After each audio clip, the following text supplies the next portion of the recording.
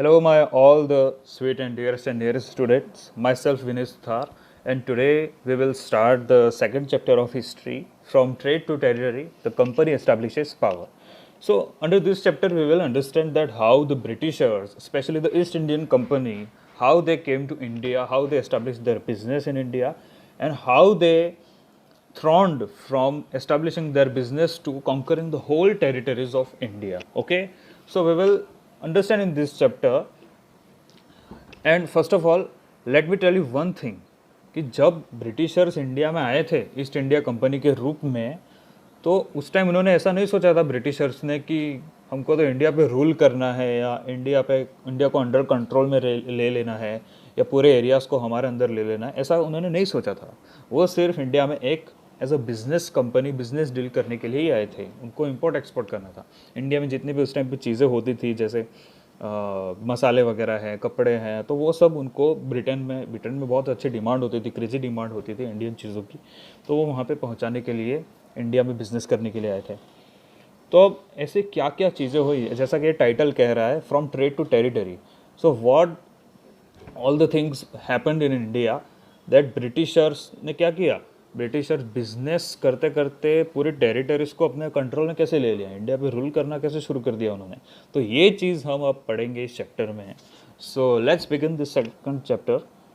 तो इसके स्टार्टिंग में दे रखा है that in the if you talk about the Mughal period, in the Mughal period there were no powerful Mughal then Aurangzeb. Okay, Aurangzeb के बाद कोई ऐसे मुगलों में कोई था नहीं इतना पावरफुल जो बहुत अच्छे से रूल कर सके या ब्रिटिशर्स को टक्कर दे सके। ठीक है, और फिर इसमें बाद में दे रखा है कि by the second half of the 18th century a new power was emerging on the political horizon, the British. तो अगर 18th सेंचुरी के सेकंड हाफ की बात करें तो फिर 1750 के बाद तो ब्रिटिशर्स ऐसे पॉलिटिकल पावर के रूप में बहुत ही डेवलप हो रहे थे। ठीक है, तो ऐसी क्या क्या चीज़ें हुई कि ब्रिटिशर्स के पास में इतनी पावर आ गई। तो ये वो चीज़ें जब बहादुर शाह जफ़र को कैदी बना दिया गया था, ये जो आप फोटो देख रहे हैं ये यहाँ पे, ठीक है, यहाँ पे बाद में लिखा हुआ है, ये आपके क्वेश्चन का आंसर भी है, that after Aurangzeb there was no powerful Mughal ruler but Mughal empires continue to be symbolically important. तो जब 1857 में जो रेबेलियन हुआ था, the rebellion happen took place, बगावत जो हुई थी ब्रिटिशर्स और मुगल्स के बीच में, so at that time Bahadur Shah Zafar got defeated और उसको फोर्स क्या किया गया, अपना राज्य छोड़ने के लिए उसको फोर्स किया गया। एंड बोथ हिज सन्स, जो उसके जो दो बेटे थे, उनको क्या किया, कोल्ड ब्लड में मार दिया गया। ओके, शॉट कर दिया गया, मार दिया गया by the Britishers. Now if you talk about the next thing, now how it all got started, how East Indian company came to India, we will try to understand in this topic.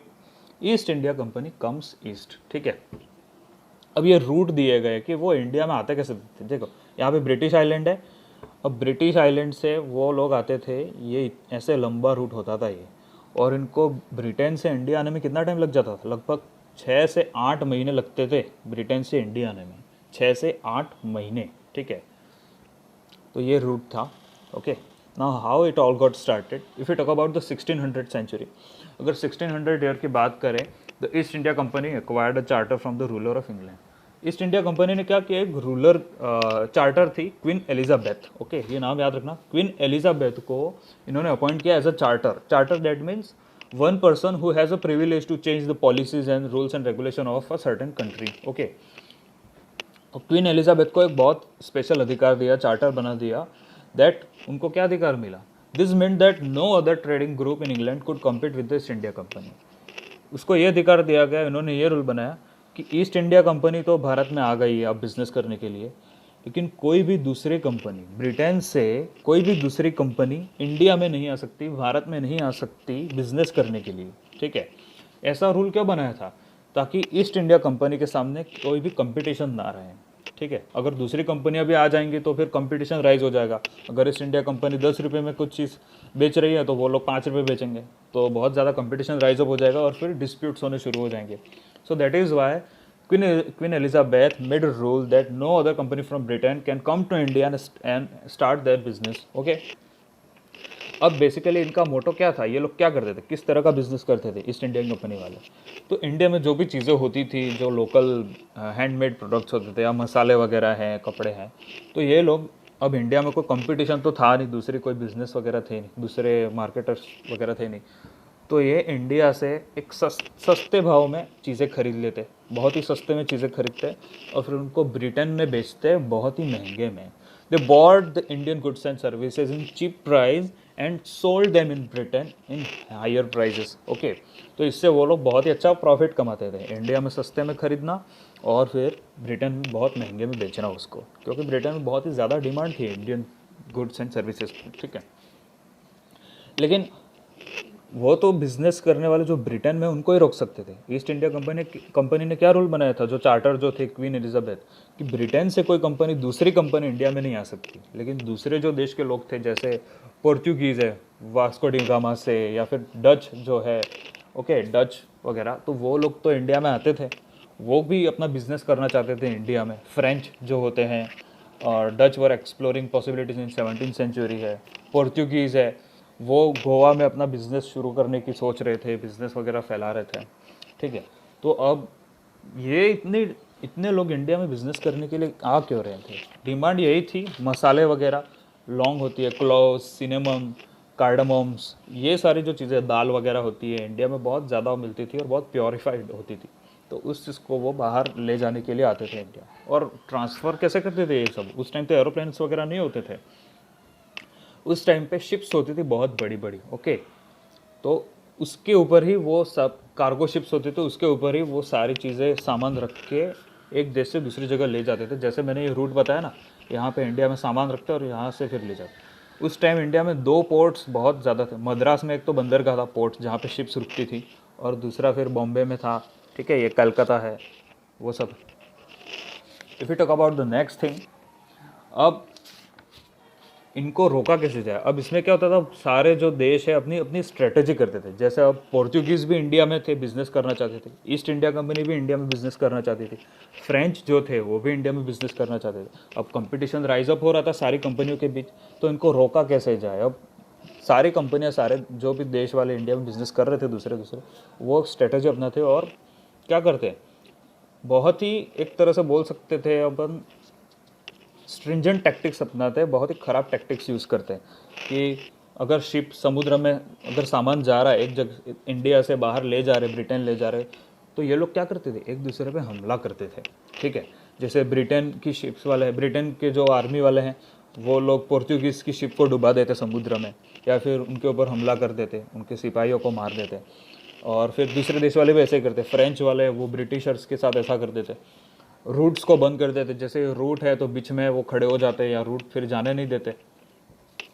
Prevented rival ships from moving with supplies of goods, तो सामान को ले जाने के लिए रोकते और बेच। तो इसीलिए क्या होता था कि ये जितने भी लोग हैं, अगर इंडिया में सामान लेने आए और अगर दूसरे उनके देश में वापस ले जाते थे, तो बहुत ही प्रोटेक्टिव मैनर में ले जाते थे, क्योंकि रास्ते में बहुत खतरा होता था that anyone could attack on them and take away और annex the goods from them. Okay, उनका सामान छीन भी सकते थे अटैक करके, तो बहुत ही ध्यान से और केयरफुली उनको ये सामान ले जाना पड़ता था कार्गो शिप्स में। ओके, तो if you talk about the next thing, अब ये जितनी भी चीज़ें हैं, ये जो हमले वगैरह होते थे, तो इसमें लगभग सर्वाइव कौन कर पाया?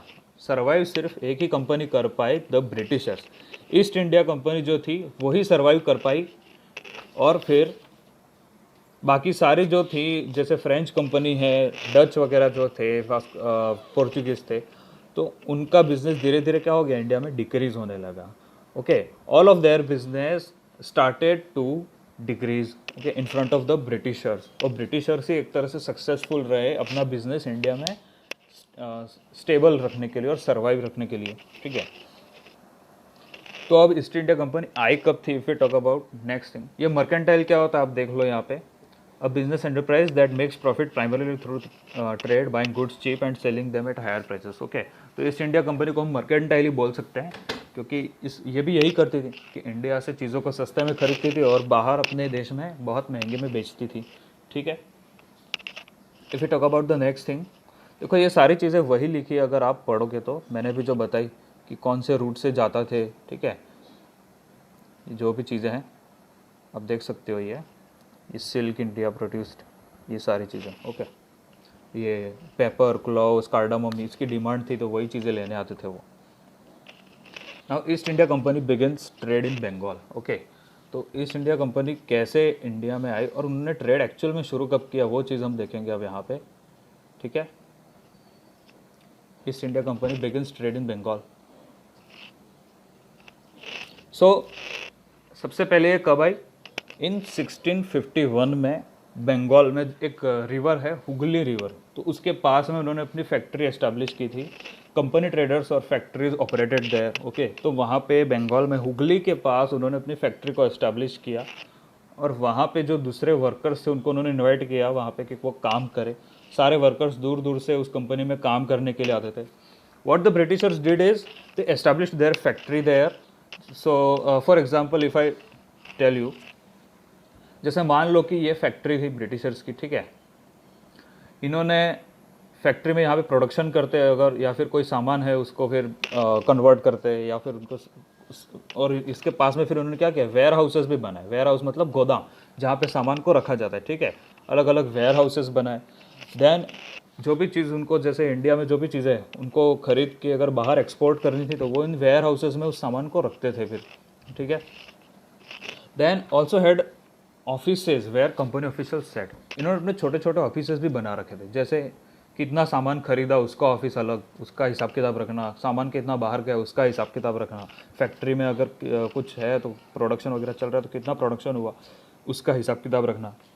अब यहाँ पे जो भी वर्कर्स आते थे छोटे मोटे, अगर वर्कर्स की अगर बात करें तो जो भी छोटे मोटे वर्कर्स थे यहाँ पे काम करने के लिए, तो ब्रिटिशर्स ने इसके सामने एक ऑफ़र रखा कि इन वर्कर्स को क्या कहा, that after finishing your work please don't go back to your home, settle near the factory itself. Okay, आप फैक्ट्री के आसपास ही यहाँ पे सेटल हो जाओ, अपने घर वगैरह हम प्रोवाइड करेंगे आपको फैसिलिटी, आप अपने घर पे वापस मत जाओ। ठीक है, वर्कर्स को ऐसा बोला।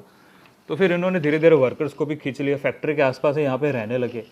और फिर ब्रिटिशर्स ने क्या किया, इस फैक्ट्री के चारों तरफ एक दीवार खड़ी कर दी। जैसे फोर्ट होते हैं ना, पहले किले होते थे, बड़ी बड़ी दीवारें होती थी, तो बहुत ही पक्की दीवार खड़ी कर दी। तो इतना बड़ा एरिया इन्होंने कवर अप कर लिया था, उनके अंडर कंट्रोल में ले लिया था ब्रिटिशर्स ने। ठीक है, इतनी बड़ी दीवार को।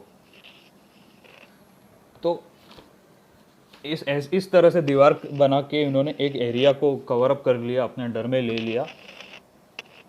और सारे जो व्यापारी थे उनको यही बोला कि आप फैक्ट्री के पास ही रहिए, अपने घर पे मत जाइए, हमें यहाँ पे ज़रूरत पड़ती है काम करने के लिए। और ये जो फोर्ट वगैरह बनाया था, ये फोर्ट कब बनाया था एक्चुअल में? 1696 में बनाया था। ओके, 1696 में ये फोर्ट ऐसा बना दिया था इन्होंने, पूरी दीवार खड़ी करके। ठीक है, नाउ अब ब्रिटिशर्स अब बहुत सारी खराब स्ट्रेटजी भी यूज़ करते थे, जैसे मैंने आपको बताया कि जो उस टाइम पे मुगल्स हुआ करते थे, मुगलों का पीरियड चल रहा था, तो वो उनको एरियाज़ चाहिए थे ब्रिटिशर्स को, अलग अलग जगह पे एरियाज़, अपनी फैक्ट्री का काम करने के लिए वगैरह एरियाज़ की ज़रूरत पड़ती थी, प्लेस चाहिए था उनको बहुत बड़ा। तो उन्होंने 3 गाँवों की ज़मींदारी लेने के लिए, ज़मींदारी मतलब उस एरिया पे कंट्रोल करने के लिए, ठीक है, मुगल्स को वो लोग ब्राइब करते थे। They bribed the Mughals to acquire their authority, their administration on 3 villages in Kolkata. Calcutta में 3 गांवों पर अपना अधिकार जमाने के लिए जो मुगल्स होते थे वहाँ के नवाब वगैरह, तो वो उनको रिश्वत देते थे, ब्राइब करते थे, रिश्वत देते थे और उनसे अधिकार लेते थे। औरंगजेब को ये सारी बातें पता पड़ी। ठीक है, अब औरंगजेब ने एक फरमान जारी कर दिया, ये यहाँ पे लिखा है, आप देख सकते हो। ठीक है, औरंगजेब ने एक फरमान जारी कर दिया। फरमान क्या होता है? अब फरमान बोल सकते हैं आप रॉयल ऑर्डर। ठीक है, यहाँ पे लिखा है रॉयल एडिक्ट और रॉयल ऑर्डर, ऐसा ऑर्डर जिसको कोई भी टाल नहीं सकता, या अगर उसने ऑर्डर दिया है रॉयल ऑर्डर तो सबको वो बात माननी पड़ेगी, सबको वो रूल फॉलो करने पड़ेंगे। ठीक है, तो औरंगजेब ने एक ऑर्डर दे दिया दैट उसने ब्रिटिशर्स को, जो वहाँ पे व्यापार कर रहे हैं फैक्ट्री में मर्चेंट्स वगैरह हैं, उनको तो ट्रेड फ्री व्यापार करने के लिए कहा, ड्यूटी फ्री व्यापार करने के लिए कहा कि उनको कोई टैक्स वगैरह नहीं देना पड़ेगा, वो अपना व्यापार कर सकते हैं। ठीक है, बट जब सामान वगैरह ले जाना है या ये सब कुछ करना है तो उनको ड्यूटी देनी पड़ेगी, ईस्ट इंडिया कंपनी को टैक्स देना पड़ेगा। किसको? वहाँ के राजाओं को, जो औरंगजेब के अंडर में जो नवाब थे उनको। ठीक है, तो ऐसा एक रॉयल ऑर्डर प्रस्तावित किया था उन्होंने।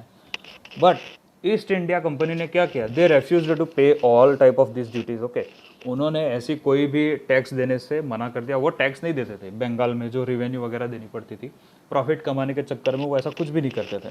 ठीक है, तो ईस्ट इंडिया कंपनी ने रेफ्यूज कर दिया, ना बोल दिया कि हम तो ऐसा टैक्स वगैरह कुछ नहीं देंगे। और इससे क्या हो गया, उन्होंने टैक्स वगैरह नहीं दिया, वो अपना बिजनेस करते जा रहे थे, सामान वगैरह खरीद के वो ब्रिटेन में बेच रहे थे महंगे में। तो इससे सिर्फ ईस्ट इंडिया कंपनी का ही फ़ायदा हो रहा था। Bengal faced heavy amount of decrease in their revenue. एक देश का जो पैसा होता है, जैसे बंगाल में जो पैसा होता था उस एरिया का, बंगाल स्टेट का, वहाँ पे जो भी पैसा होता था, रेवेन्यू होती है जिससे एक देश चलता है, तो वो बहुत ही ड्रास्टिकली डिक्रीज हो गई, रिड्यूस हो गई। ठीक है, बहुत ही हैवी अमाउंट में बंगाल की रेवेन्यू कम हो गई। अब उस टाइम पे एक चीज़ क्या थी, जो नवाब होते थे छोटे मोटे, ठीक है, तो बहुत ही स्ट्रांग होते थे बंगाल में। जो नवाब मतलब राजा, ठीक है, तो राजा वगैरह जो होते थे बंगाल में वो बहुत ही ज़्यादा पावरफुल होते थे। ठीक है, तो ब्रिटिशर्स ने क्या सोचा कि जैसे अब कौन कौन से जैसे नवाब वगैरह होते थे, अगर बंगाल में बात करें तो सबसे पहले तो मुर्शिद कुली खान थे, मुर्शिद कुली खान। उसके जाने के बाद कौन है दूसरा, अलीवर्दी खान। ओके, और अलीवर्दी खान के बाद ब्रिटिश पीरियड में कौन था, मीर सिराजुद्दौला। ठीक है, मीर सिराजुद्दौला ब्रिटिश पीरियड में था। सबसे पहले मुर्शिद कुली खान थे, फिर अलीवर्दी खान थे, फिर मीर सिराजुद्दौला थे। और फिर इन्होंने क्या किया, सब ने कंसेशन देने से मना कर दिया था ब्रिटिशर्स को। ठीक है, denied right to mint coins and expand fort. सब ईस्ट इंडिया कंपनी क्या करती थी, खुद के कारखाना में खुद के सिक्के बनाती थी, पैसे जो सिक्के होते हैं उनका प्रोडक्शन करती थी। तो ये अधिकार भी उनसे छीन लिया गया। ठीक है, और जो ये अपना फोर्ट जो इन्होंने बनाया था, ये एक एरिया कवर कर लिया था, वो इस एरिया को और बड़ा करना चाहते थे, और ज़्यादा बड़ा करना चाहते थे। बट जो नवाब थे लोकल बंगाल्स के, उन्होंने ऐसा कोई भी राइट उनको नहीं दिया। ठीक है, दैट द ब्रिटिशर्स और the East India company can not expand their fort any more and they can not mint the coins. वो सिक्के भी प्रोड्यूस नहीं कर सकते, सिक्के भी नहीं बना सकते। ठीक है, तो इसके ऊपर कंपनी ने एक्सक्यूज़ दिया दैट जो नवाब है वो अनजस्ट डिमांड रख रहे हैं, बिना काम के रूल बना रहे हैं और बिज़नेस नहीं करने दे रहे, इससे हमारा बिज़नेस बर्बाद हो रहा है। ऐसा कंपनी ने एक अपना ब्यौरा दिया, अपना एक्सक्यूज़ दिया। अब मेन बात आती है कि इतनी सारे प्रॉब्लम हो रही थी, नवाब जो थे वो अपनी मनमानी कर रहे थे, ब्रिटिशर्स अपना एरिया फैलाना चाहते थे, लेकिन नवाब मान नहीं रहे थे, उनको ना बोल रहे थे। तो अब बात यह आती है कि यहाँ से फिर बैटल की शुरुआत होने लगी। कौन सा battle, the very much famous battle, battle of Plassey. आपने बहुत बार सुना होगा, तो इस चैप्टर में इसके बारे में बहुत ही डीपली बताया गया कि बैटल ऑफ प्लासी की शुरुआत कैसे हुई। So now how trade led to battles. Okay, तो ये बैटल ऑफ प्लासी की शुरुआत कैसे हुई एक्चुअली, ठीक है, तो इसके बारे में है। इसमें मेन रोल किसका था, रॉबर्ट क्लाइव का। जो यहाँ पे ये फोटो दे रखा है, रॉबर्ट क्लाइव का मेन रोल था बैटल ऑफ प्लासी कराने में। ठीक है, तो इसमें जो मैंने बताया वही लिखा गया है कि देखो कि जो कंपनी टैक्स वगैरह नहीं दे रही थी, इससे बंगाल को बहुत हैवी अमाउंट में नुकसान हो रहा था। और फिर बाद में नवाब्स जो थे और ब्रिटिशर्स जो थे उनके बीच में डिस्प्यूट होने लगे, वाद विवाद होने लगे, बहस होती रहती थी।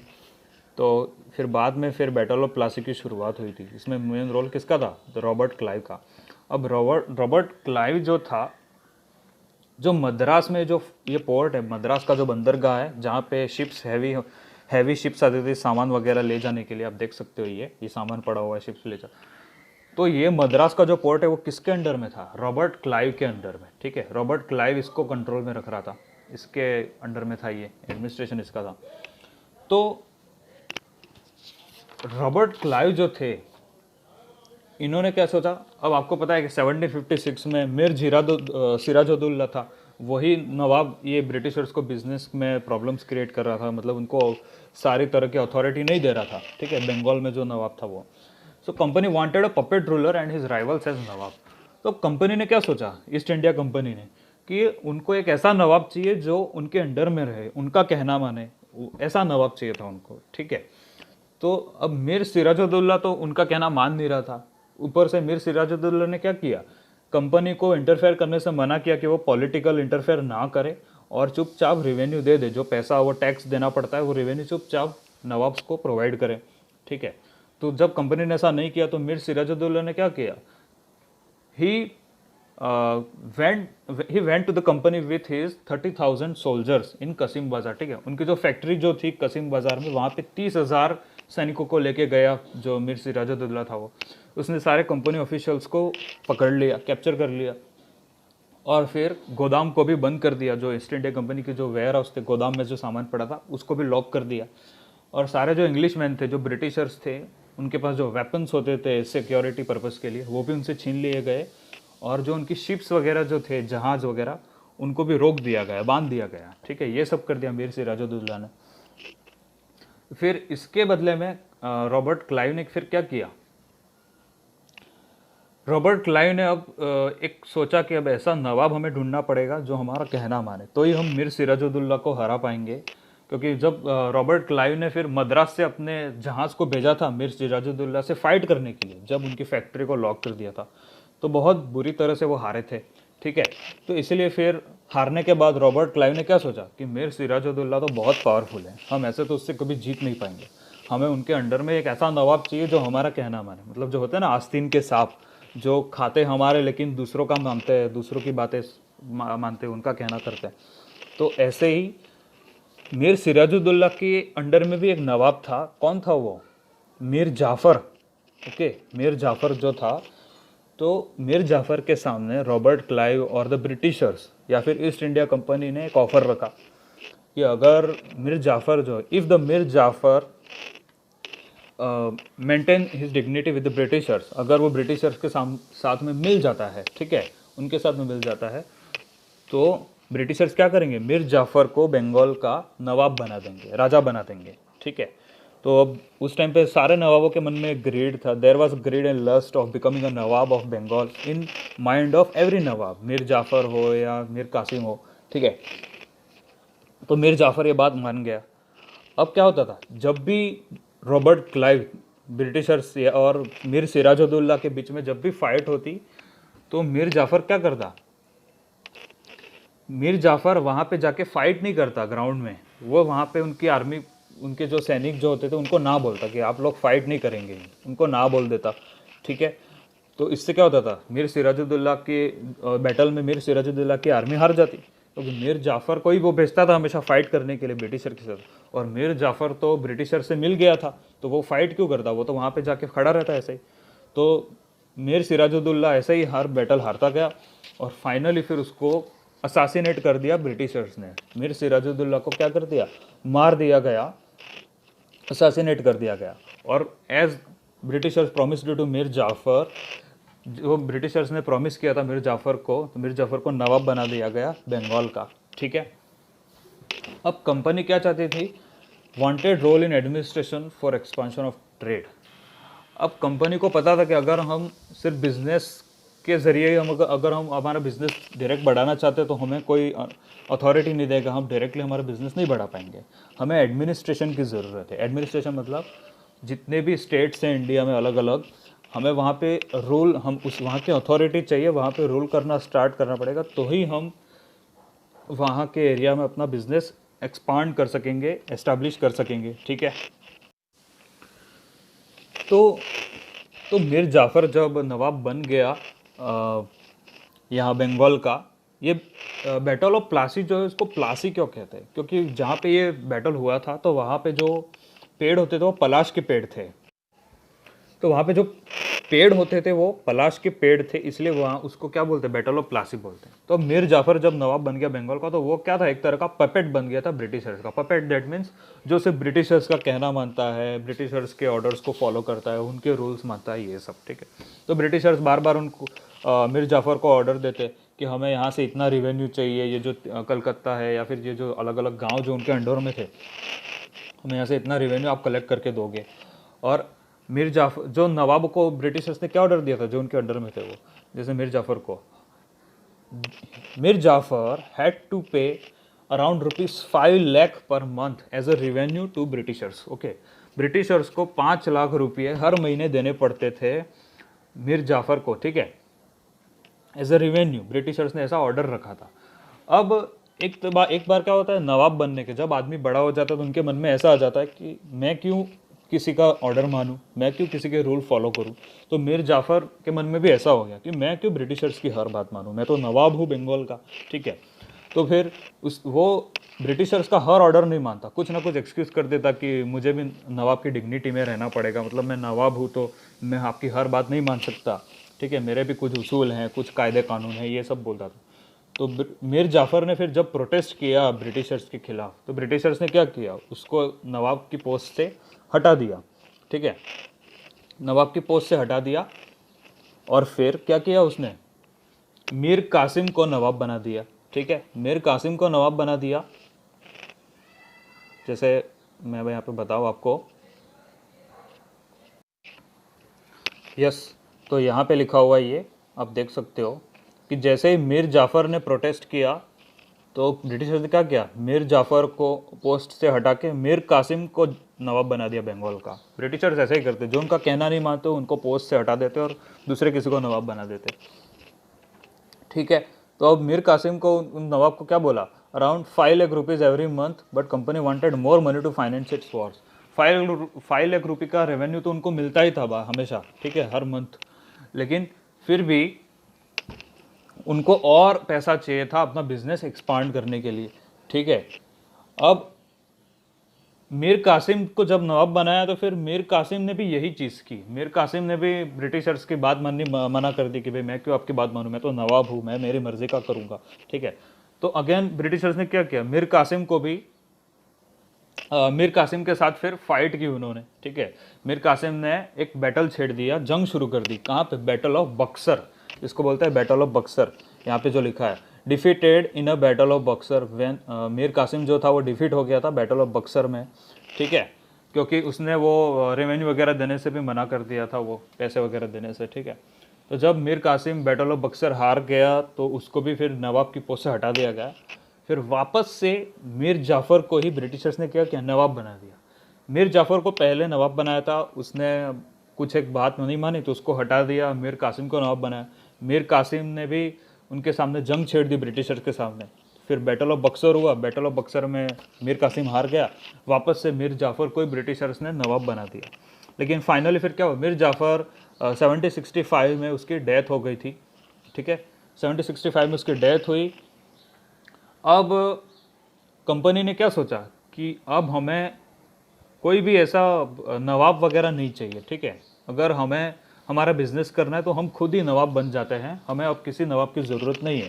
सो 1765 में East Indian company declared themselves as Diwan of Bengal. Diwan that means the ruler, और ऐसा बोल सकते हो जो पैसा कलेक्ट करने का काम करता है, जो रेवेन्यू लेता है, लगान लेता है, ठीक है, तो उसको दीवान बोल सकते हैं। तो ईस्ट इंडिया कंपनी ने खुद को ही एक दीवान दीवान डिक्लेयर कर दिया बंगाल का, ठीक है। So diwan allowed company to use revenue resources of Bengal. तो वो बंगाल में रूल करने लगे, बंगाल का सारा जो रेवेन्यू वो उनके पास जाता था, ईस्ट इंडिया कंपनी ब्रिटिशर्स के पास जो बंगाल में थी।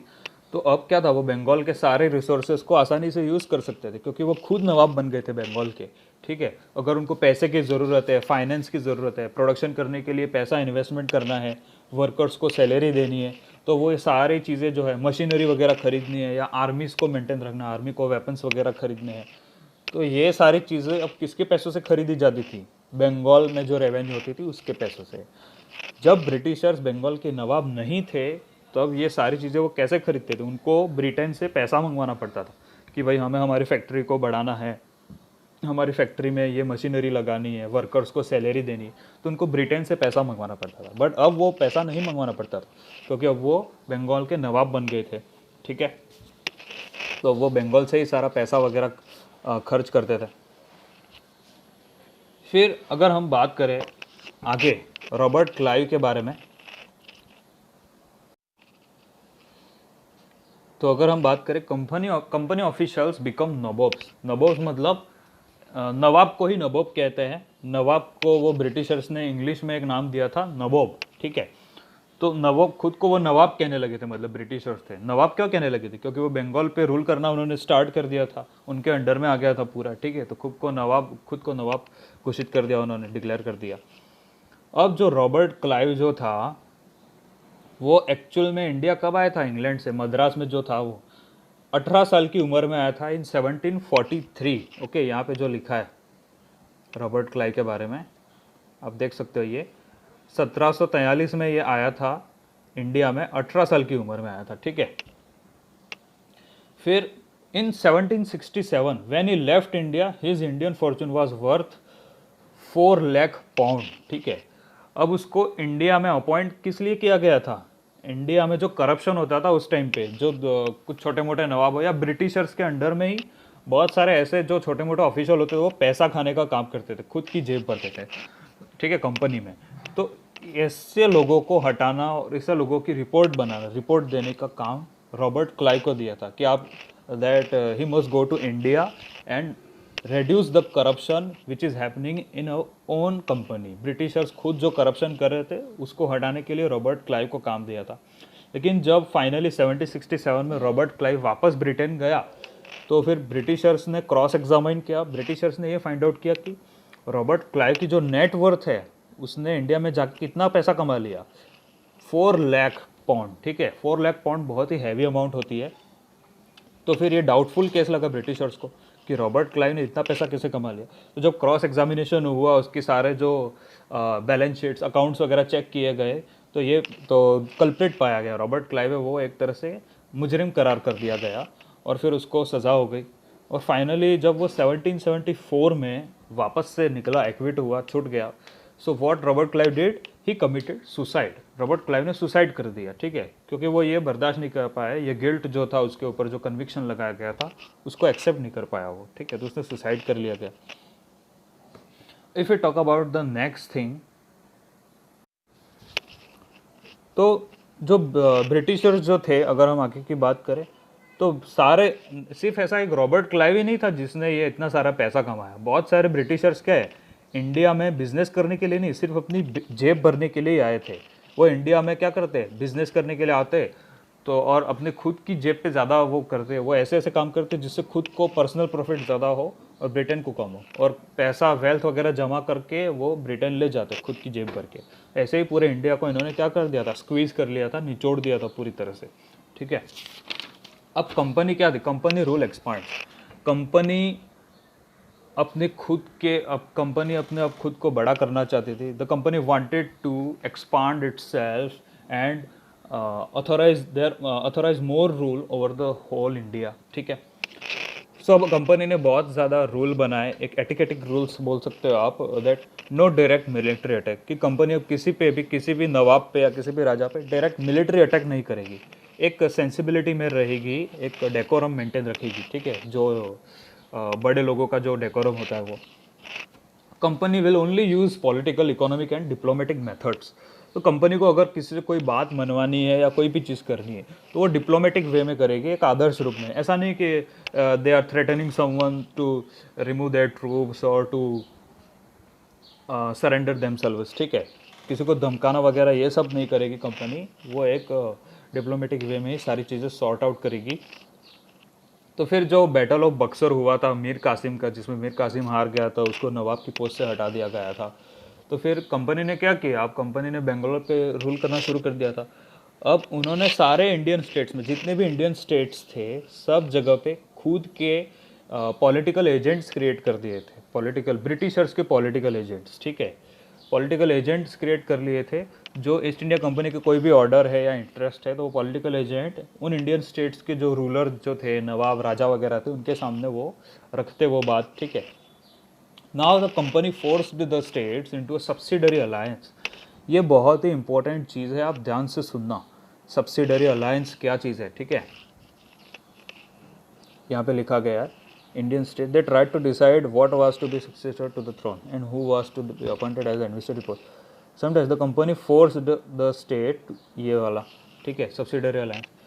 तो ब्रिटिशर्स ने एक चीज़ इंट्रोड्यूस की पूरे इंडिया के सामने, subsidiary alliance. What was it about, that Indian rulers were not allowed to have their independent armed forces.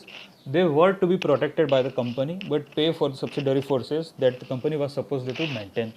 If payment was not made, territory was taken as penalty. Okay.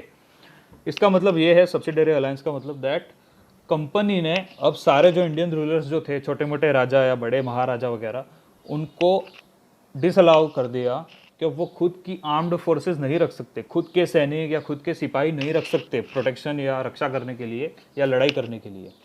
अब उनको protect कौन करेगा? ये सारा काम किसका है? ब्रिटिशर्स का, ईस्ट इंडिया कंपनी का काम है कि वही लोग अब सारे स्टेट्स के राजाओं को प्रोटेक्ट करेंगे, but only on one condition. क्या कंडीशन? सब्सिडरी फोर्सेस, कि ब्रिटिशर्स की जो ईस्ट इंडिया कंपनी है वो सारे इंडियन स्टेट्स को प्रोटेक्ट करेगी, लेकिन बदले में जितने भी इंडियन स्टेट्स है वो ब्रिटिशर्स को क्या देंगे? रेवेन्यू, पैसा देंगे, ठीक है।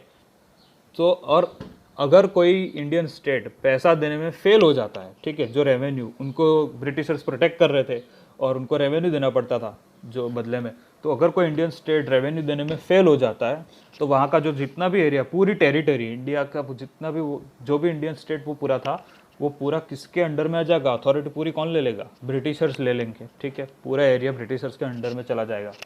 तो ऐसे करते करते ये एक पेनल्टी थी, मतलब, ठीक है।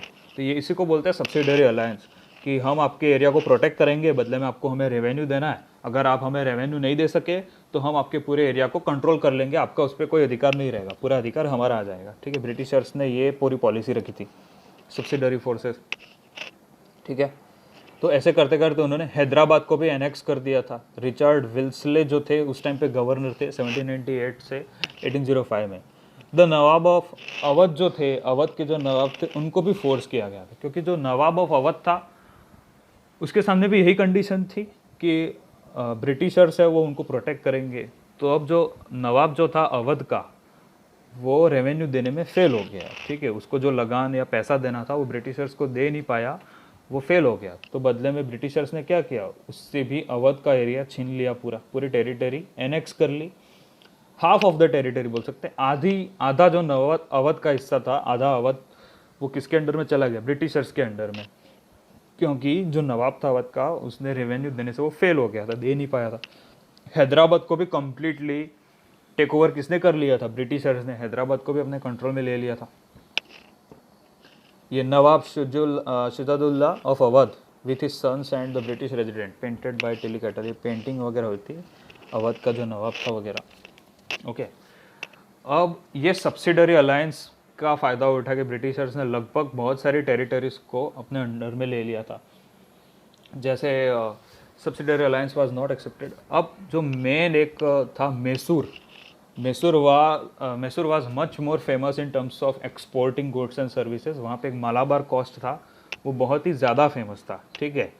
तो मैसूर में जो टीपू सुल्तान जो होते हैं, Tipu Sultan the tiger of Mysore, तो टीपू सुल्तान ने ये सब्सिडरी अलायंस को एक्सेप्ट करने से मना बोल दिया ब्रिटिशर्स को, कि मैं तो ये आपकी ये कोई बात नहीं मानूंगा, मैं मेरे हिसाब से जो मेरे रूल है वही रखूंगा मैसूर में, ठीक है, और वही सबको फॉलो करने पड़ेंगे यहाँ पे। अब सबसे पहले तो ये बात समझो कि टीपू सुल्तान को टाइगर ऑफ मैसूर क्यों कहते हैं, ऐसा क्या रीज़न है। तो एक बार क्या होता है कि उसका एक फ्रेंच फ्रेंड है, one of his French friend and him the Tipu Sultan himself, they were walking और wandering in the forest, okay, जंगल में घूम रहे थे। Then suddenly a tiger appears in front of them, एक अचानक से टाइगर आ जाता है और उनके पास आर्म्ड फोर्सेस जो भी होती है वो गिर जाती है। फ्रेंच आदमी जो होता है वो नीचे ज़मीन पे लेट जाता है, और टीपू सुल्तान जो होता है वो बेयर हैंडेडली, उसके पास कोई वेपन नहीं होता, he fought with the tiger bare handedly and killed him, okay, उसको फिर मार दिया उसने, टाइगर को टीपू सुल्तान ने बेयर हैंडेडली। तो इसकी ये बहादुरी देख के फ्रेंच जो उसका फ्रेंड था वो भी एक तरह से एस्टोनिश हो गया, चकित रह गया कि ये तो बहुत बहादुर आदमी है। इवन टीपू सुल्तान का आपने अगर फ्लैग देखा तो उसके फ्लैग पे भी टाइगर का ही निशान होता था, टाइगर रोर कर रहा हो, चिल्ला रहा हो, दहाड़ रहा हो, ऐसे, ठीक है। अब टीपू सुल्तान के पापा कौन थे? हैदर अली। तो टीपू सुल्तान का ये मानना था कि वो कोई ऐसे सब्सिडरी अलायंस जो है ब्रिटिशर्स का, ठीक है, रेवेन्यू देने का, वो एक्सेप्ट नहीं करेगा। और टीपू सुल्तान ने 1785 में अगर बात करें, 1785 में जो भी मैसूर में जो मेन चीज़ें थी जिसकी डिमांड ज़्यादा थी, जैसे सैंडलवुड, चंदन के पेड़ हैं, काली मिर्च, पेपर है, कार्डामम, इलायची है, तो इसका एक्सपोर्ट करना बंद कर दिया। He stopped the export of sandalwood, pepper and cardamom in the other countries और द ब्रिटिशर्स, ठीक है। Tipu Sultan establish relation with French and modernise his army. Tipu Sultan के जो रिश्ते थे, जो रिलेशन था, वो फ्रेंच के लोगों से बहुत ही अच्छा बनता था। उसने अपनी आर्मी को बहुत ज़्यादा मॉडर्नाइज किया फ्रेंच लोगों की मदद से, ठीक है, फ्रेंच लोगों की मदद से अपनी आर्मी को बहुत ही ज़्यादा मॉडर्नाइज कर दिया टीपू सुल्तान ने। ये अगर देखा जाए यहाँ पे लिखा हुआ है, ठीक है, ये आप देख सकते हो ये पूरा फ्रेंच लोगों की मदद से। तो अब अगर टोटल बात की जाए तो टीपू सुल्तान ने there were overall 4 wars fought with the Britishers and Tipu Sultan, ठीक है। टीपू सुल्तान और ब्रिटिशर्स के बीच में कितने वॉर हुए थे? लगभग 4 वॉर हुए थे। तो सारे वॉर तो जीत गया। पहला वॉर जो था कब हुआ था? Between 1767 to 69। सेकंड जो था वो 1780 टू 84। 1790 टू 92 में तीसरा हुआ था। और फाइनली जो फोर्थ वॉर था वो 1799 में हुआ था। वो कहाँ पे हुआ था? बैटल ऑफ सेरिंगपट्टनम बोलते हैं, या फिर सेरिंगपट्टम भी बोल सकते हो उसको। अब 3 अटैक जीत के फोर्थ वॉर में टीपू सुल्तान हार क्यों गया? ऐसा क्या हुआ? बिकॉज इस बार ब्रिटिशर्स ने क्या किया था, जो जितने भी एरिया उन्होंने हड़प लिए थे, हैदराबाद है या निज़ाम्स ऑफ हैदराबाद वगैरह जो थे, तो ब्रिटिशर्स की कंबाइंड फोर्स थी। उनके साथ में मराठास भी थे। मराठास को बेला फुसला के उन्होंने वॉर करने के लिए तैयार किया था। मराठास थे, निज़ाम्स ऑफ हैदराबाद थे, और कंपनी के आर्मी वाले भी थे, ब्रिटिशर्स जो थे उनके, जिनके पास वेपन थे। तो तीनों ने मिल के हमला किया था टीपू सुल्तान के ऊपर। टीपू सुल्तान अकेला लड़ रहा था उन तीनों से, तो इसलिए वो हार गया। Finally Tipu Sultan got defeated and killed by the Britishers defending his capital of Seringapatam. Seringapatam को बचाते बचाते टीपू सुल्तान शहीद हो गया। और टीपू सुल्तान को ज़बरदस्ती एक ट्रीटी साइन कराई। ट्रीटी दैट मीन्स एक ऑर्डर। टीपू सुल्तान को ज़बरदस्ती एक ऑर्डर साइन कराया गया कि उसके जो 2 बेटे थे उसको होस्टेज बना के, made them hostage and taken away in Britain, ठीक है। उनको कैदी बना के, होस्टेज बना के कहाँ ले जाएंगे? बाहर ब्रिटेन ले जाएंगे, ठीक है। और टीपू का जो एक खिलौना हुआ करता था, एक टाइगर का, ठीक है, जिसमें क्या होता था, वो टाइगर क्या होता है कि एक यूरोपियंस जो होते थे, यूरोपियंस जो, ये टोपी में आप देख सकते हो, ये टॉय है उसका। तो वो टाइगर जब भी दहाड़ता, वो जो नीचे जो ये आदमी पड़ा हुआ है टाइगर के नीचे, वो ऐसे शिवर करता, कांपता वो, ठीक है। तो ये जो खिलौने थे ऐसे टीपू सुल्तान के, वो आज भी लंदन के म्यूजियम में, Victoria museum and Albert museum में आज भी रखे गए हैं, ठीक है। ये इसके नीचे जो लाइन लिखी हुई है वो आप पढ़ लेना, इसमें ही लिखा हुआ है वो। और ये कब ले गए थे वहाँ पे? 1799 में वहाँ पे ले गए थे, लंदन में जो म्यूजियम में, आज भी वहाँ पे है, ठीक है। नाउ कम्स, अगर हम बात करें अगर नेक्स्ट चीज़ की, तो जो ब्रिटिशर्स थे उन्होंने लगभग सारा एरिया कवर कर लिया था। जैसे बंगाल को उन्होंने कवर किया। जैसे अगर हम बात करें, ये जो इंडिया का जो मैप है ये, ठीक है, I know it's terrible painting but please bear with it. तो उन्होंने बंगाल का एरिया कवर कर लिया था, मद्रास को कवर, मैसूर को कवर कर लिया था। अब बात आती है महाराष्ट्र, मराठास की। मराठास को भी ये लोग कवर करना चाहते थे, अपने अंडर में लेना चाहते थे, ठीक है, एडमिनिस्ट्रेशन करना चाहते थे। तो ये कैसे होगा?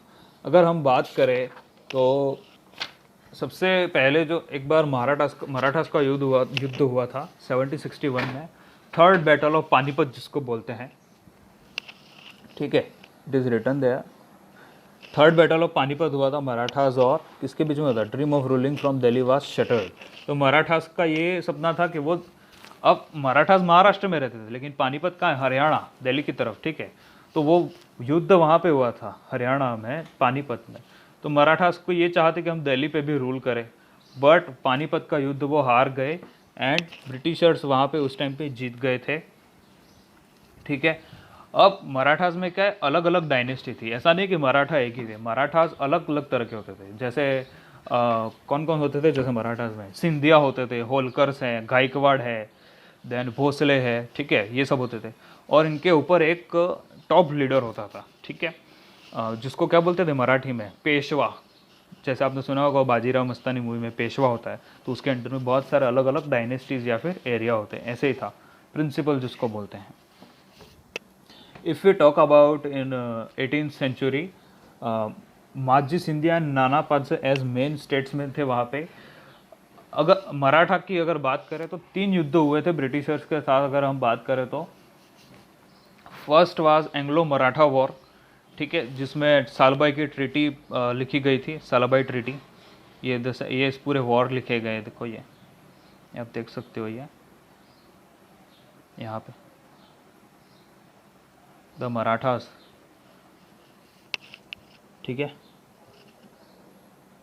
तो ये जो है ये वॉर किए गए थे, फर्स्ट वन, सेकंड वन। तो फर्स्ट वॉर में ट्रीटी ऑफ सालबाई लिखी गई थी 1782 में। सालबाई ट्रीटी क्या थी कि अब वो फ्रेंच को बिजनेस करने से रोकेंगे, फ्रेंच जो जितने जितने भी हैं फ्रेंच के लोग उसको मराठा में नहीं आने देंगे, मराठा टेरिटरीज में अपना हक नहीं जमाने देंगे, ठीक है। ये फर्स्ट ट्रीटी हुई थी, ब्रिटिशर्स और मराठा के बीच में समझौता हुआ था। फिर सेकंड जब युद्ध हुआ, सेकंड जो वॉर हुआ था, सेकंड वॉर की अगर बात करें, सेकंड एंग्लो मराठा वॉर 1803 से 1805 में हुआ था। सो ब्रिटिश गेंड ओडिशा, उसमें भी मराठा हार गए थे। और ब्रिटिशर्स ने किसके किसके ऊपर कब्जा जमा लिया था? ओडिशा और north of Yamuna. North of Yamuna मतलब आगरा और दिल्ली पे भी अपना कब्जा जमा लिया। तो मराठा ने ओडिशा को अपने अंडर में ले लिया, आगरा और दिल्ली को भी अपने अंडर में ले लिया। और फाइनली जब थर्ड वॉर हुआ, एंग्लो मराठा थर्ड वॉर, ठीक है, तो उसमें 1817 से 19 के बीच में हुआ था। और इसमें मराठा कम्प्लीटली क्रैश्ड हो गए थे, कम्प्लीटली क्रश हो गए थे, गिर पड़े थे। मराठा अब हार गए थे एक तरह से, पूरी तरह से, ठीक है। उनके पास में कोई पावर नहीं थी। और फाइनली ब्रिटिशर्स ने क्या किया? मराठा के ऊपर अपना कॉन्करेंस जमा लिया। Okay, they conquered Maratha with 3 wars, Anglo Maratha wars, okay, and finally the Marathas were defeated. So finally Maratha को भी अपने अंडर में ले लिया ब्रिटिशर्स ने। Now if you talk about the next thing, the claim to paramountcy. अब पैरामाउंटसी क्या चीज़ है? पैरामाउंटसी मतलब सुप्रीमेसी, अपनी पावर को बढ़ाना, सुप्रीम करना, ठीक है, उसको पैरामाउंटसी बोलते हैं। तो ब्रिटिशर्स अब अपनी पावर को और बढ़ाना चाहते थे। अब वो ज़्यादा एग्रेसिव हो गए थे। वो आए तो सिर्फ बिजनेस करने के लिए थे इंडिया में, लेकिन अब वो चाहते थे कि हमें सारी टेरिटरीज को भी एक्वायर करना पड़ेगा, इंडियन टेरिटरीज को, तो ही हम हमारा बिजनेस एक्सपांड कर पाएंगे। So now they were more aggressive towards the expansion of their business and conquering all the territories of India. Then अब उन्होंने क्या किया? 19th सेंचुरी में company went on with aggressive territorial expansion. उस time पे Warren Lord हस्टिंग्स जो थे वो उस टाइम पे रूल कर रहे थे, गवर्नर जनरल फ्रॉम 1813 टू 1823, ठीक है, लॉर्ड हस्टिंग्स जिसको बोलते हैं। तो अथॉरिटी वाज पैरामाउंट और supreme, hence its power was greater than that of Indian states was introduced. तो पैरामाउंट से मतलब अब ब्रिटिशर्स ने खुद को सुप्रीम डिक्लेयर कर दिया। सुप्रीम मतलब अब किसी भी इंडियन स्टेट से, कोई भी इंडियन स्टेट हो, उससे ज़्यादा पावरफुल थे ब्रिटिशर्स। मतलब वो किसी भी स्टेट को अपने कंट्रोल में ले सकते थे बड़ी आसानी से, क्योंकि उनके पास बहुत ज़्यादा पावर थी। मराठा को एक्वायर कर लिया था, मैसूर को कर लिया था, बंगाल को कर लिया था, ठीक है। अब एक्सेप्शंस क्या थे? एनेक्सेशन। अब वो जितने भी एरियाज़ को हड़प रहे थे उसमें से अगर देखा जाए तो कित्तूर कर्नाटका में रानी चन्नावा थी। उसने एंटी ब्रिटिश कैंपेन चलाया, प्रोटेस्ट किया, आंदोलन किया कि ब्रिटिशर्स को निकालना है यहाँ से, ठीक है। यहाँ पे लिखा हुआ आप देख सकते हो इसे, इसमें देख सकते हो आप कि एंटी ब्रिटिश कैंपेन चलाया था इसने, रानी चिन्नम्मा ने, ठीक है। और उसमें फिर इसको 1824 में अरेस्ट कर लिया गया था, 24 में अरेस्ट कर लिया गया। और फिर वो प्रिजन में, she died in imprisonment, jail में ही वो कैद रह के 1829 में मर गई। लेकिन फिर भी उसकी जो चौकीदार थी रायना, उसने फिर भी आंदोलन को कंटिन्यू किया कर्नाटका में, ठीक है। चौकीदार of Sangolli Kittur carried on the resistance, Britishers के खिलाफ ही थे वो। लेकिन finally he was also caught by the Britishers in 1830 में उसको भी पकड़ लिया गया and hanged by the Britishers. और उसको फिर क्या किया गया? He was hanged by the Britishers, उसको पकड़ के फांसी दे दी गई बाय द ब्रिटिशर्स, ठीक है। अब उन्होंने इनको मार के भी पूरा साउथ अपने कंट्रोल में ले लिया था। इंडिया का साउथ पार्ट पूरा किसके कंट्रोल में था? ब्रिटिशर्स के कंट्रोल में, ठीक है। नाउ ब्रिटिशर्स एक चीज़ से डरे हुए थे, Britishers got fear from Russia trying to annex Asia. अब उस तरफ आगे की अगर बात करें नॉर्थ साइड की तरफ, तो जो रशिया था वो पूरे एशिया के भाग को कवर करने की कोशिश कर रहा था। सो द ब्रिटिशर्स और धीरे धीरे नॉर्थ वेस्ट की तरफ बढ़ रहा था, मतलब इंडिया की तरफ। So now the Britishers were afraid of Russia that if they come to north west they will try to annex the north west and east, north west part of India, north west part को cover करने की कोशिश करेंगे। तो Britishers ने सोचा कि इनको रोकना पड़ेगा। एक तरफ अफगानिस्तान था, वो भी हमले कर रहा था बार बार ब्रिटिशर्स की तरफ 1833 और 42 में। तो ब्रिटिशर्स अफगानिस्तान को भी रोकना चाहते थे और रशिया को भी रोकना चाहते थे, अटैक्स जो हो रहे थे वो, ठीक है। और 1840 ऐसे ऐसे करके ब्रिटिशर्स ने बहुत सारी चीज़ें, बहुत सारे एरियाज़ को हड़प लिया, अपने अंडर में कर लिया। 1843 में सिंध जो होता है, सिंध वाज एनेक्स्ड, ठीक है, क्योंकि वो रशिया वगैरह के अटैक को रोकना चाहते हैं, इसलिए फटाफट से उन्होंने नॉर्थ के एरिया को भी कंट्रोल करना शुरू कर दिया, छीनना शुरू कर दिया। सिंध को 1843 में इन्होंने हड़प लिया। 1849 में पंजाब को भी इन्होंने हड़प लिया, ठीक है, एनेक्स कर लिया। कब हड़पा? जब रंजीत सिंह जो पंजाब के राजा थे 1839 में, जब उनकी डेथ हो गई थी, तब इस पंजाब के एरिया को इसने हड़प लिया, ब्रिटिशर्स ने। Now comes the doctrine of lapse. The doctrine of lapse क्या चीज़ है?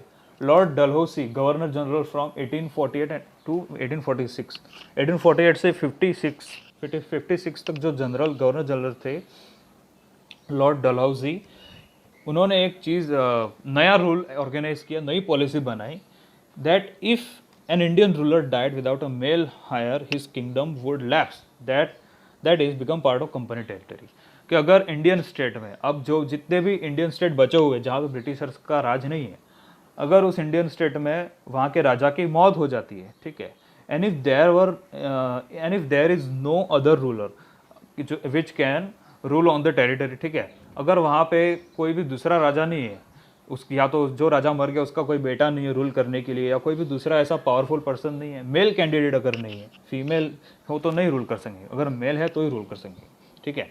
तो किसी भी स्टेट में अगर एक राजा के मरने के बाद कोई भी दूसरा रूल करे, ऐसा नहीं है, तो वो किंगडम ऑटोमेटिकली किसका हो जाएगा? It will be under the administration of the Britishers, अपने आप ब्रिटिशर्स के अंडर में चला जाएगा, अगर वहाँ पे कोई मेल कैंडिडेट रूल करे, ऐसा नहीं है तो ये रूल बना के उन्होंने सेंट्रल इंडिया जो है उसको अपने अंडर में ले लिया। सतारा को 1848 में, संबलपुर को 1850 में, उदयपुर 1852, नागपुर 1853 एंड झांसी 1854, ये सारे एरियाज़ को अपने कवर में ले लिया, ठीक है।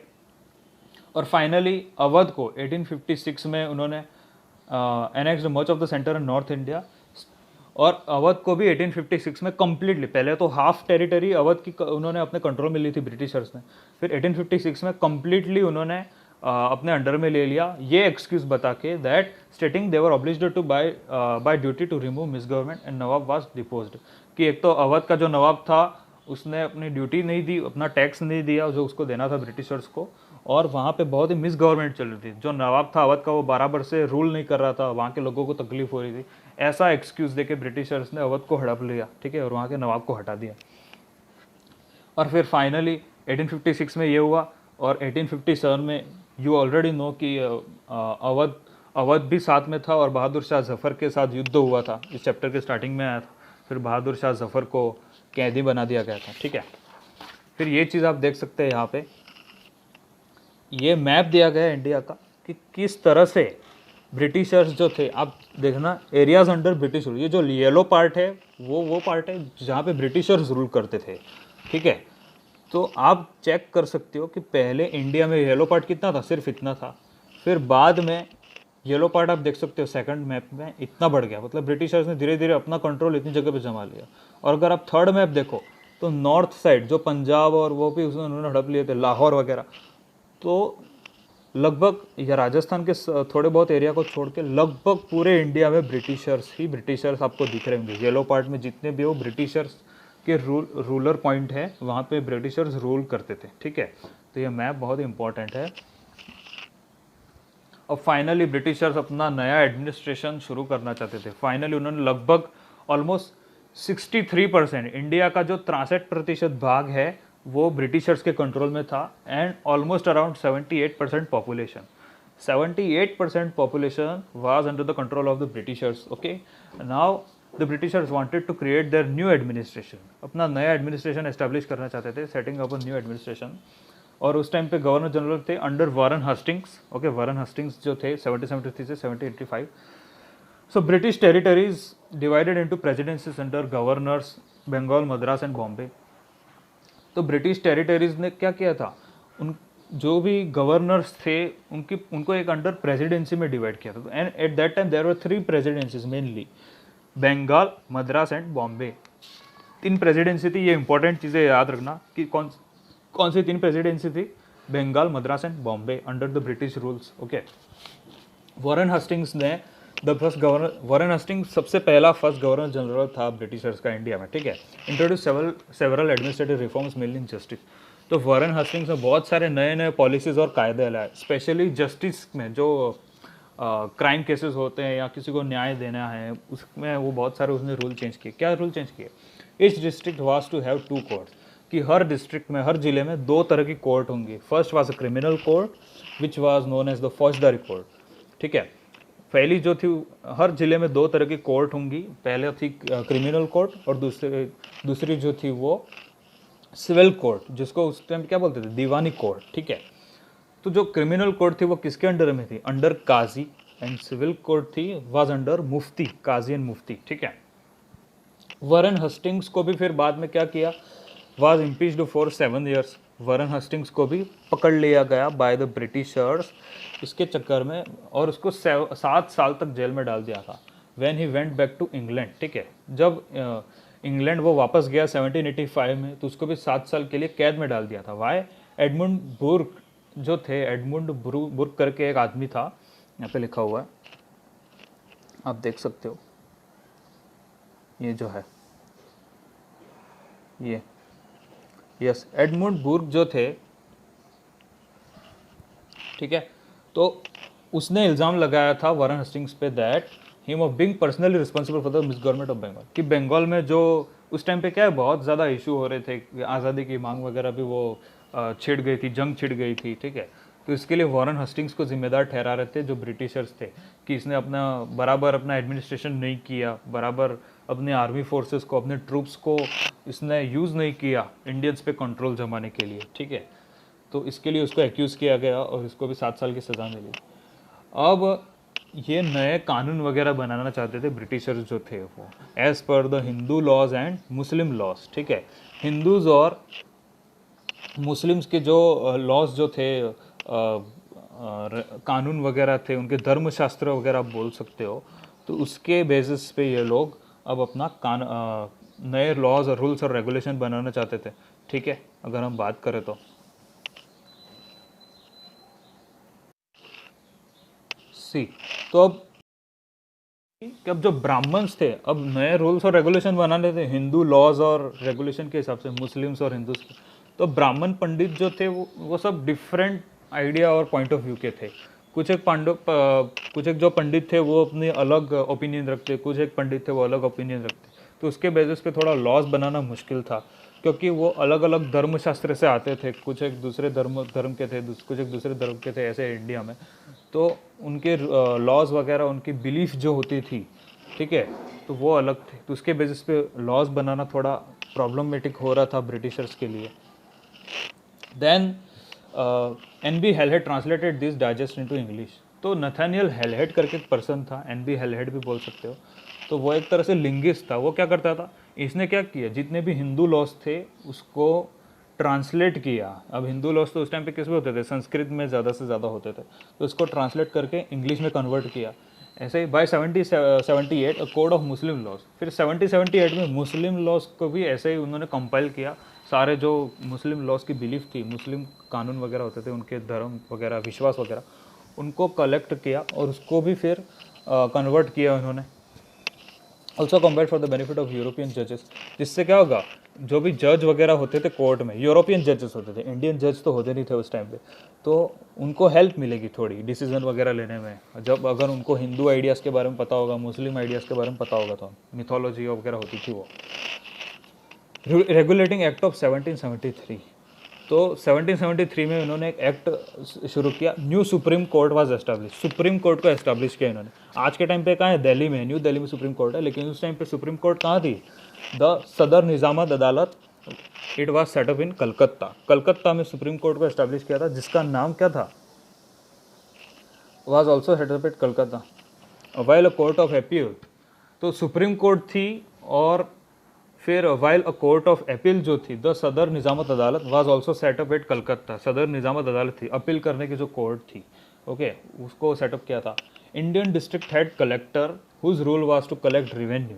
अब जो इंडिया के जो जिले होते थे, डिस्ट्रिक्ट जो थे, और वहाँ पे कलेक्टर्स को अपॉइंट कर लिया गया वहाँ पे बाय द ब्रिटिशर्स, और उनका काम क्या था, हर एक डिस्ट्रिक्ट में, हर एक गांव में से, हर एक विलेज में से उनको रेवेन्यू कलेक्ट करना पड़ता था, लगान, ठीक है, जो उनको फिर ब्रिटिशर्स को देना पड़ता था। Maintain law and order and his office was called collectorate. उस कलेक्टर को सारे लॉ एंड ऑर्डर मानने पड़ते थे ब्रिटिशर्स के, जो ब्रिटिशर्स ने क्रिएट किए हैं, और सारे रिपोर्ट देनी पड़ती थी। और उसके ऑफिस को क्या बोलते थे? कलेक्टर के ऑफिस को कलेक्ट्रेट बोलते थे, ठीक है। और आज के टाइम पे भी उसको कलेक्ट्रेट ही बोलते हैं, आज भी कलेक्टर्स होते हैं और उनके ऑफिस को कलेक्ट्रेट ही बोलते हैं, ठीक है। Now comes the last one, the company army. ये चैप्टर काफ़ी बड़ा है, तो प्लीज़ थोड़ा इसको एज अ स्टोरी कंसिडर करिएगा, आप इसको एज अ चैप्टर मत लीजिएगा। आप इसको एक एज अ स्टोरी पढ़ेंगे तो आपको बहुत अच्छे से समझ में आएगा। कंपनी आर्मी, तो कंपनी अब अपनी आर्मी को और अच्छा करना चाहती थी। इन्होंने कैवलरी तैयार की, घुड़सवार वगैरह तैयार किए, सोल्जर्स जो घुड़सवार होते थे उनको ट्रेनिंग दी, इन्फेंट्री और पैडल जो चलने वाले सोल्जर्स होते थे, पैडल चलते थे, तो उनको तीरंदाजी में ज़्यादा ट्रेनिंग प्रोवाइड की गई, trained in archery and the use of the sword, तलवारबाजी सिखाई गई उनको। If you talk about the 18th century, 18th century में अवध और Banaras recruited peasants in army. Awadh और बनारस जो थे उन्होंने क्या किया, किसान जो होते थे, खेती बाड़ी का काम करते थे, उनको आर्मी में भर्ती कर दिया। East India company recruited sepoy army. तो ईस्ट इंडिया कंपनी ने जो सेपॉय आर्मी होती थी, सिपाही जो होते थे, ठीक है, पगड़ी वगैरह लगा के, उनको भर्ती किया अपनी आर्मी में। If you talk about after 1820 में cavalry decreased as fighting with Burma, Afghanistan and Egypt who used musket and match blocks. अब कैवलरी वाले तो कौन थे? अब ब्रिटिशर्स के पास में आर्मी थी घुड़सवार वालों की, लेकिन जब वो 1820 के बाद जो फाइट करते थे, अफगानिस्तान है, इजिप्ट है या बुर्मा है, तो उनके पास क्या होता था? गन्स होती थी, बड़े बड़े मस्केट्स और मैच लॉक्स, बड़ी बड़ी तोप्स होती थी, ठीक है, अफगानिस्तान और उनके पास, और ब्रिटिशर्स के पास ये नहीं होता था। तो धीरे धीरे क्या हो गया, घुड़सवारी वगैरह के जो आर्मी वाले थे वो कम होते गए, वो सिपाही कम होते गए। एंड फिर आफ्टर 1820 स्टीम टेक्नोलॉजी की शुरुआत हुई। अब टाइम और टेक्नोलॉजी आगे बढ़ रहा था, नई नई इन्वेंशंस भी हो रही थी, डेवलपमेंट हो रहा था। So steam technology got inventionised and it came in 19th century. Steam technology कब आई? 19th सेंचुरी में आई। Steam ships reduced journey of 6 to 8 months to 3 weeks। तो पहले तो शिप्स को क्या है, वो धक्का लगा के, वो जो ऐसे हाथ वगैरह से घुमाते हैं, ऐसे करके वो सफ़र करना पड़ता था ब्रिटेन से इंडिया आना है, और उसमें 6 से 8 महीने लग जाते थे ब्रिटेन से इंडिया या फिर इंडिया से वापस ब्रिटेन जाने में। लेकिन जब स्टीम शिप्स आ गए, स्टीम टेक्नोलॉजी की इन्वेंशन हुई, तो ये 6 से 8 महीने का सफ़र सिर्फ कितना रह गया? 3 वीक्स का, अराउंड 3 वीक्स।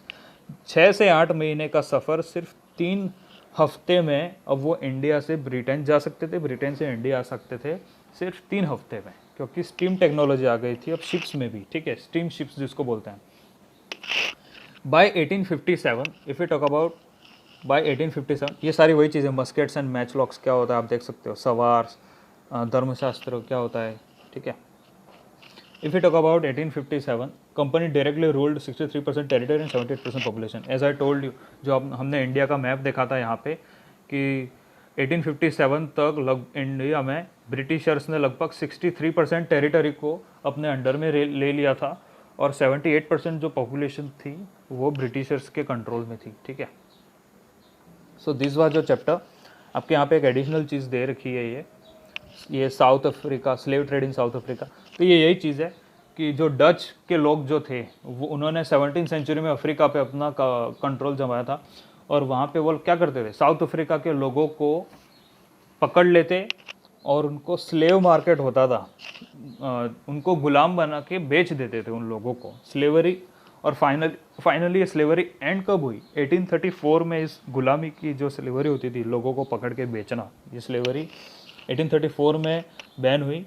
और 1834 में there were 36,1774 privately owned slaves in Cape Town. अगर 1834 की बात करें तो उस टाइम पे कुल कितने गुलाम थे साउथ अफ्रीका में? ये देखो, आप देख सकते हो उनको कैसे गुलाम बना के रखा गया था, लकड़ी वगैरह उनके कंधे पे रखी जाती थी, और बहुत ही उनकी हालत ख़राब थी, और उनको मारते पीटते थे।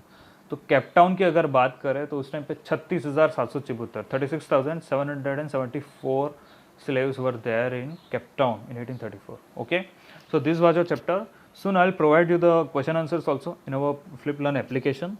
And till then, thank you so much and God bless you. Okay, have a good day ahead.